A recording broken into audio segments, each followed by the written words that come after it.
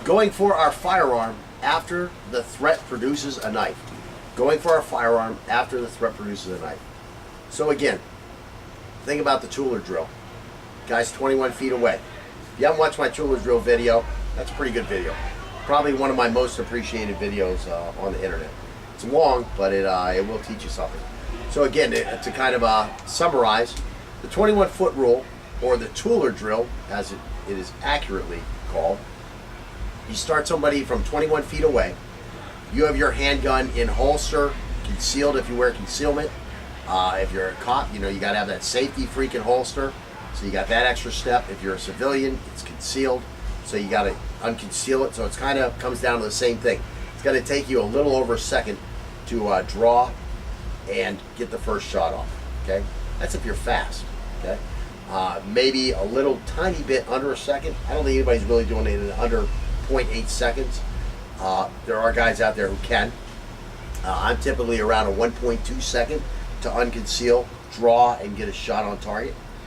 Some people are slower, 1.5, 2 seconds.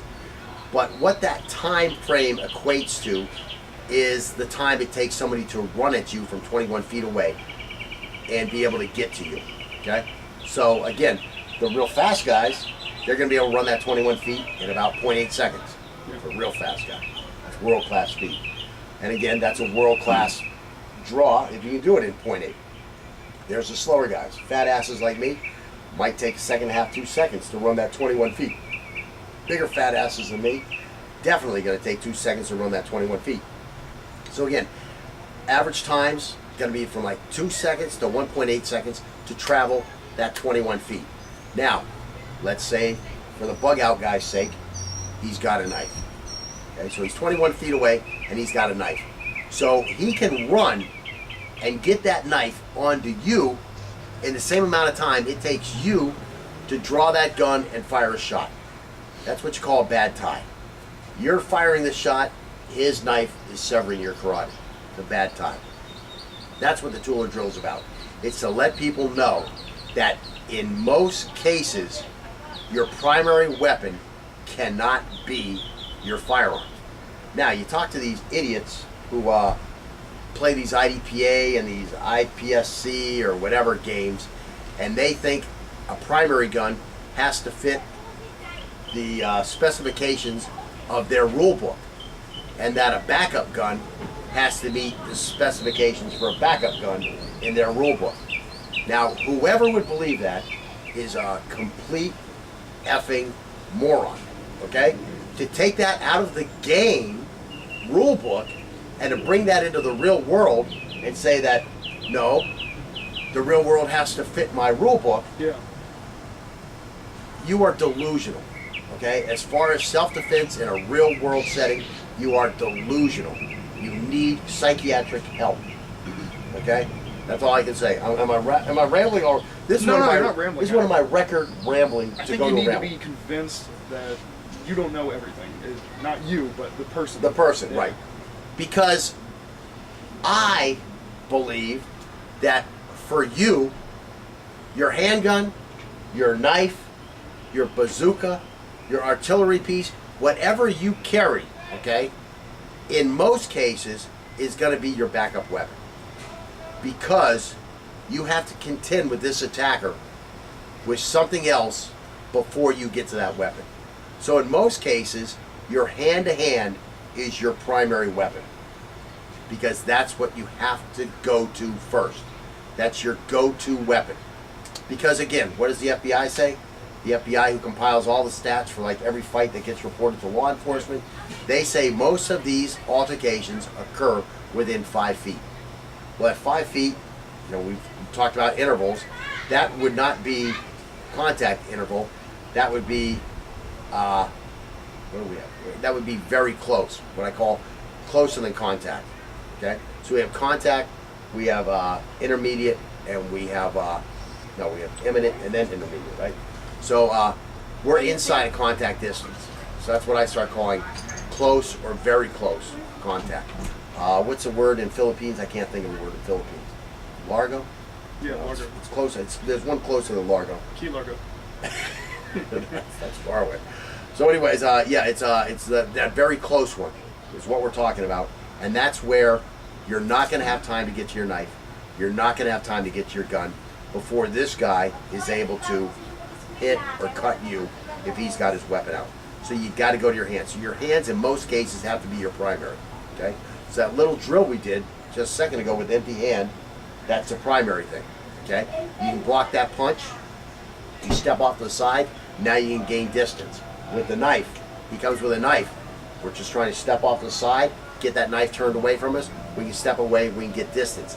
Now in that distance is when we go to our secondary weapon, which we might draw our knife or we might draw our handgun. Or if we don't have either one, we just have to continue with our primary weapons with this fight. Of course, our secondary weapon might be our feet as we run away. Okay? So that's the whole thing of the Tueller drill, is before you go to your firearm, you must make sure that the threat can't immediately deploy his weapons against us. Okay? So if we see the knife and we immediately begin to draw our weapon, the threat may attack and catch us one-handed or with both hands down if we need two hands to deploy our firearm. And because of this, he's going to kill us. Okay? So again, because of the fact that we don't want to die, there are steps we must take to ensure we're in a safe position to go to our secondary weapon. You're not going to be able to go to that other weapon as a primary because you're going to get killed doing it. Okay? If even this guy is hauling back to hit you with a punch, and you look down and you go for your handgun, you look down, you go for your knife, the punch is going to hit you in the head. He's got a knife, the knife is going to cut you because you're doing something else. So your primary has to be attacking his attacking implement with your hands, which is also known as blocking. Okay?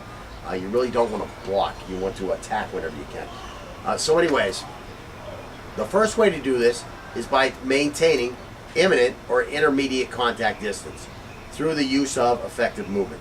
So again, this guy's in your face, you move, you move. What do? You move the same way we've been moving. You move to the side.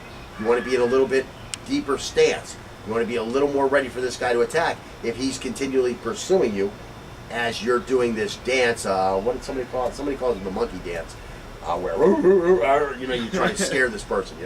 So anyways, you want to keep this guy away from you. That's your first line of defense, is giving yourself some room, establishing a gap between you and him. Now he has to cross this gap before he can attack you. That gives you a little bit of time. So again, if we have the room and the ability, we can start to run those first few steps as we move away, and this will give us time to complete the draw stroke. So again, this guy's talking smack. You start seeing him go for that knife. The knife is appearing. What do? You can just run a few steps to get away from this guy. And if you practice with your weapon properly, you can draw, get unconcealed, remove any safety straps or catches, and get that weapon out as you're running away from this guy. Okay? So that's something you can do to contend with this 21 foot or this the Tueller drill. This second and a half, a way you can keep the weapon from getting at you while you're getting your weapon ready. And again, that's your first line of defense. That might be your primary or a secondary, as I said, running. That could be your primary or your secondary weapon to defend yourself against this guy. Moving to the flank of the threat on his non-knife side and continuing toward the rear is one of the safest ways, as he will have to turn to deploy his knife on us. Again, putting him behind on the OODA loop. The more we use the step and drag, the more we will be able to keep our fighting center on the center line, getting the weapon on line with this guy. So we're going to look at this a couple different ways. The bad guy will have the training knife. The good guy will have his handgun. And you were supposed to bring your airsoft. I did. Oh, you did. Mm-hmm. Okay. So I see him bring his big kit. I thought he only had his actual firearm in there. So we're going to be doing this with airsoft again, and we won't actually be shooting the bad guy. We'll just be maybe popping some air at him. So we will use a non-firing training handgun while we do the following drills. So let's go ahead and get on to some of these drills. What time is it now? All right, so if you had watched my Tueller drill video, what we're doing now is we're taking it to the next step, where we're looking for more answers when we're in this close right on top of each other situation. That's what we're going to work on here. So again, although we're doing a knife class, in my matrix of teaching you, I want you to learn the most lethal response first. So I teach the handgun first. So those of you who have never really studied a handgun type course, this is going to be very new to you, whereas Scott, he's done all the drawing and the moving and all that type of stuff, and all we're really doing is we're bringing this more on top of him than we had in the past. And of course, when we do the hand-to-hand, we look at this again and again. The nice part is all the basics are the same, so it's not like you have to learn 3 different ways of doing what should be the same thing. You know, it's the same thing. It's a fight, okay? A fight is a fight is a fight, whether you have a knife, whether you have a gun, whether you're empty-handed, whether you have an artillery piece, it's all a fight. As Sun Tzu and Miyamoto Musashi, you know, that's one of the things that they really pointed out was, it doesn't matter if you have an army of 10,000 men or if you're, you know, one man on one man, the principles of the fight are the same, okay? You just have to learn to interpret it to a more macro or a more micro type basis. Be attentive to these things, as Miyamoto always says. So anyways, we're going to do this now with the handgun, and basically it's going to be very similar to what we were doing versus the knife when we were empty-handed, or what we were just doing when we were hand-to-hand. I mean, either response, you know, what comes to you at the time, what you've trained on is what you're going to use. Okay, so let's see.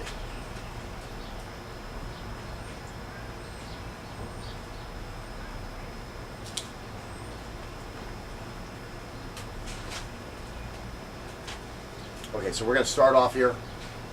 We're going to start off here by just running away from the guy when he shows the knife and turning and firing at him before he can get the knife on you. Okay. So do we have a training room? Yeah.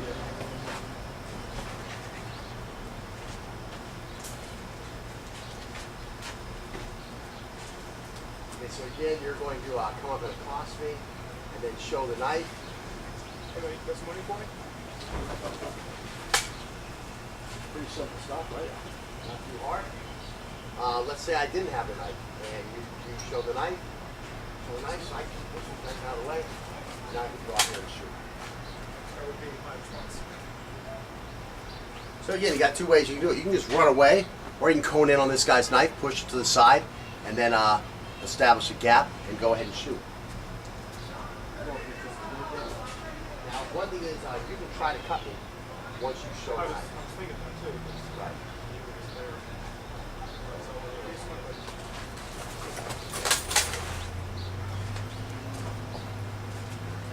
So again, I was a little out of frame. I had a little trouble with my first draw. Sometimes this bag isn't as friendly as you want it to be. And so I think I was actually off frame when I shot. And again, I shot from this index. I went out here like this. He's coming at me. It's too close. Put my hand out here, he's going to cut my hand. Shot from here, which is better than having to shoot from here.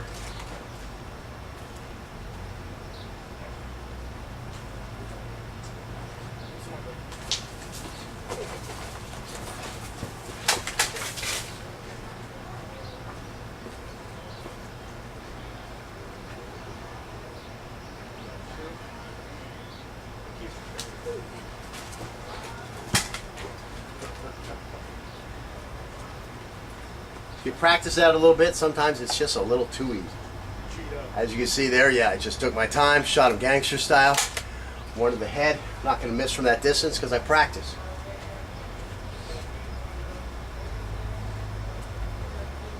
Keep going.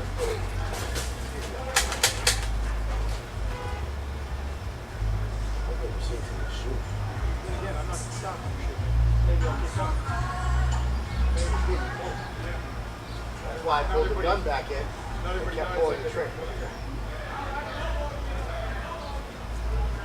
And Scott just pointed out a good thing, you know. He said, maybe I keep coming at you. And I said, that's why I pulled the weapon back in and kept shooting. Because you were still coming at me. But he meant he could have come at me with a more vicious attack. And it's very likely that the guy will come at you with a more vicious attack. And again, what are you going to do? Spin the center line on him.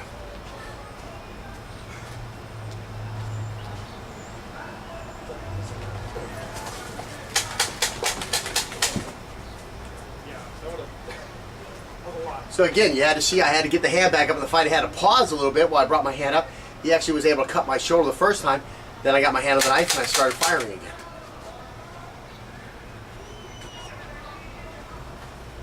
And it is critical that you practice enough to be able to think about things like this. Like, oh my God, he's coming in with a knife, I have to block it. Well, I'm shooting, I'm gonna have to pause. I'm gonna have to take that cut. Now I can start shooting again.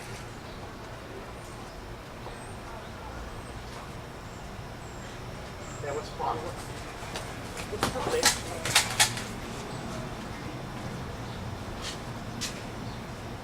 Again, your indexes may get very funny.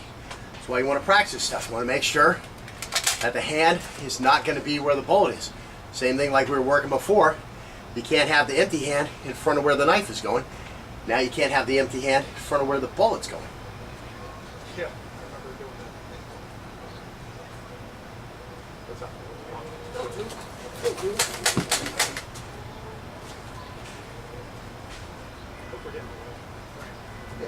Yeah, we're probably getting a lot of back type stuff. I think we're seeing enough of it. Let's go ahead and stop. We got this over here. Bad guy.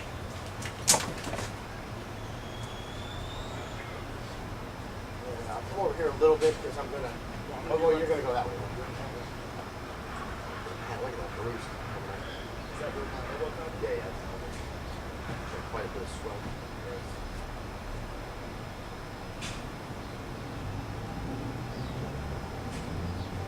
Hurts.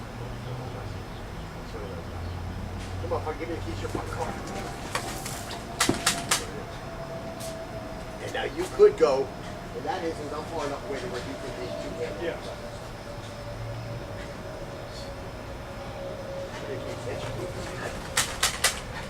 Yeah, still in the shirt. Right. Make sure that you lift the shirt first. Yeah. You're gonna have to use that other hand to lift that shirt right here. I remember the jacket. Right. Yeah, this one is just as much as you can. And let's see. The t-shirt pocket. You're doing a good job making a big space. Now try to run around behind you. Don't make this big a gap so that I can try to attack you. Scott's got those long legs and he really makes a big gap. I'm sure he's out of frame when he's shooting. So I'm going to try to force him to not go out of frame so much.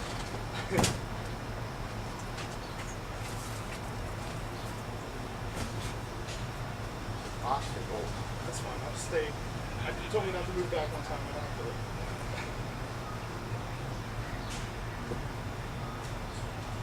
So I'm going to force him to try to go behind me so that I can creep the attack on him a little bit.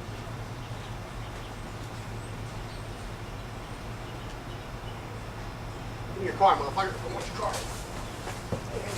There you go. I get a little bit more of that fight. So I mean, you know, he's got the gun up here. That's similar to this one here. Sometimes you just get up there and you got to shoot like that. I mean, that's just the way it is. Do whatever you can, just don't shoot yourself. Remember I did that to you on the last one? Right there. Right, yeah, I got knots all over.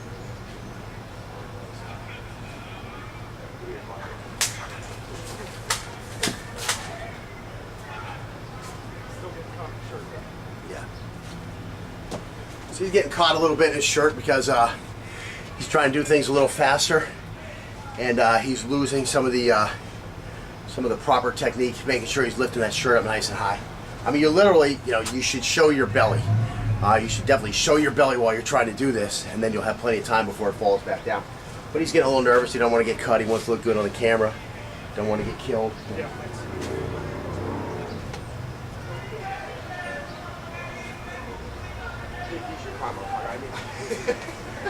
It's a great distraction. And that's how distraction works. I'm like, what the fuck is he? I forgot to attack him.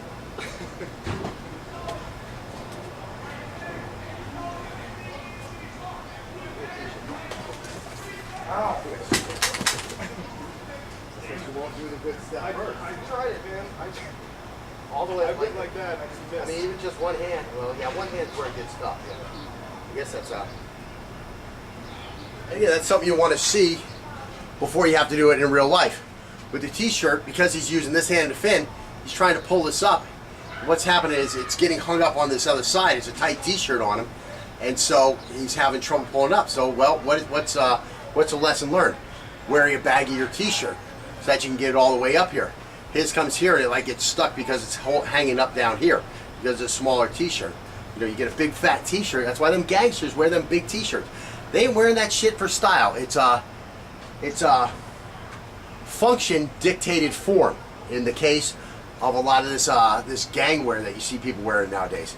It's function. Function over fashion.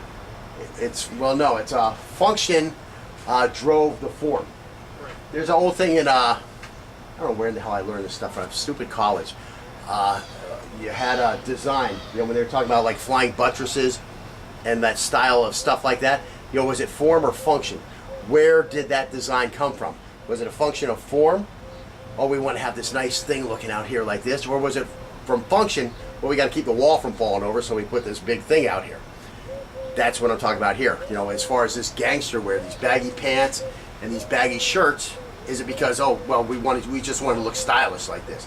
Or is it because, well, we had to be able to get to our gun. We didn't want people to see our gun in the small of our back, so we started wearing baggy freaking stuff. We get to our weapons, and you can't see the weapon. It works better to conceal the weapon. That's what I believe it was. I believe it was the function is what caused the fashion or the form.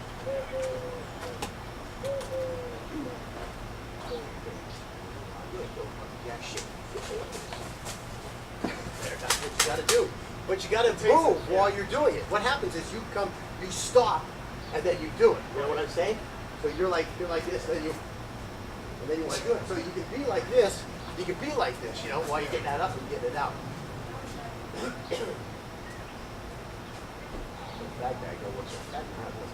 What? No. So that's what his problem is. What his problem is he's actually stopping when he goes to unconceal. And that's where he's having trouble. So because he doesn't want to stop, he's continuing to move. And thus, because he's moving, he's not doing the concealment properly. So I'm telling him, just keep moving and do that. Just keep moving. You don't have to stop to do that. And then I said to him, a little fag bag don't look so faggy now, does it? Because of the fact that, you know, I'm getting the draw off easier than he is with his tight little macho t-shirt.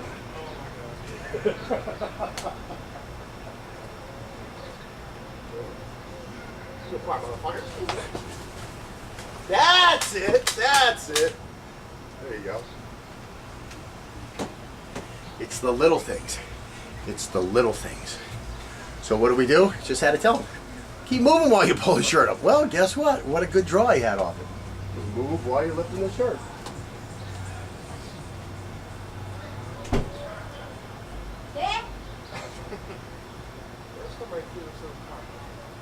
Make me a fuck piece. Oh, shit.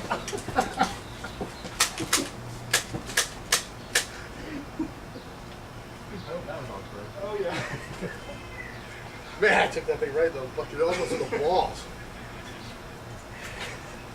I don't know how you followed me step for step right there, because I tripped too. Yeah, you tripped and then you left it right in front of me and it impaled me. It's a weapon of opportunity. Weapon of opportunity. So as you can see, might you go to the ground? Yeah. And of course I had to think about, you know, well, let me keep fighting here. So we kept fighting and he just kept shooting and I'm sure I lost that fight. So anyways, that's basically it. He's looking pretty good. Got that down. And we'll work on this again when we go to hand to hand. So we're not done with it. Like anything, you know, I used to have a boss that used to use the analogy. I got a pool in my backyard. I go swimming in it now and then. I don't splash when I swim.